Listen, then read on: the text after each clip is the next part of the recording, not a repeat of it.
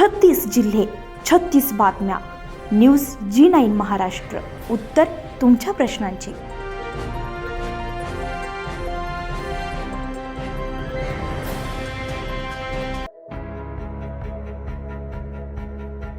भोकरदन तालुक्यातील धावडा येथील जिल्हा परिषद प्राथमिक शाळेच्या परिसरात विद्यार्थ्यांना सावली, शुद्ध हवा आणि पर्यावरण प्रेमाचा संदेश देणाऱ्या वडाच्या झाडाचा 14वा वाढदिवस उत्साहात साजरा करण्यात आला.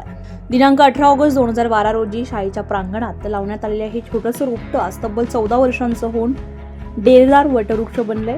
गेल्या 14 वर्षांपासून या झाडानं असंख्य विद्यार्थ्यांना मायेची सावली दिली असून शाळेतील अनेक आठवणींना जिवंत साक्षीदार म्हणून हे वटवृक्ष आजही दिमाखात उभं आहे. या विशेष सोहळ्यासाठी झाड लावणारी धावडा येथील जाबेर पठाण, अणवा येथील पत्रकार कृष्णा सपकाळे, पत्रकार मुस्तफा पठाण, पत्रकार राजू शहा, उर्दू शाळा व्यवस्थापन समितीचे सदस्य नाझीम सय्यद, अशफाक पठाण, नईम खान, सामाजिक कार्यकर्ते शेख सलीम, शाळेतले उर्दू मराठी सर्व पालक तसेच झाड लावणारे शेख हमीद सर यांची प्रमुख उपस्थिती होती.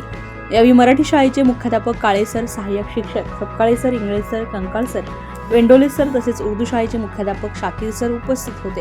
विद्यार्थ्यांचा उत्स्फूर्त सहभागामुळे शाळेचा संपूर्ण परिसर आनंद आणि उत्साहानं भारावून गेलाय.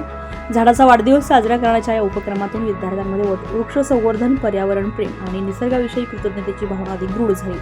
14 वर्षांपूर्वी लावलेलं हे एक छोटंसं रोपटं आज शेकडो विद्यार्थ्यांना सावली देणारा भव्य वटवृक्ष बनलाय. एका झाडाचा वाढदिवस साजरा करून पर्यावरण संवर्धनाचा संदेश देणारा हा उपक्रम शाळेच्या आठवणींच्या पानांवर कायमचा कोरला गेला.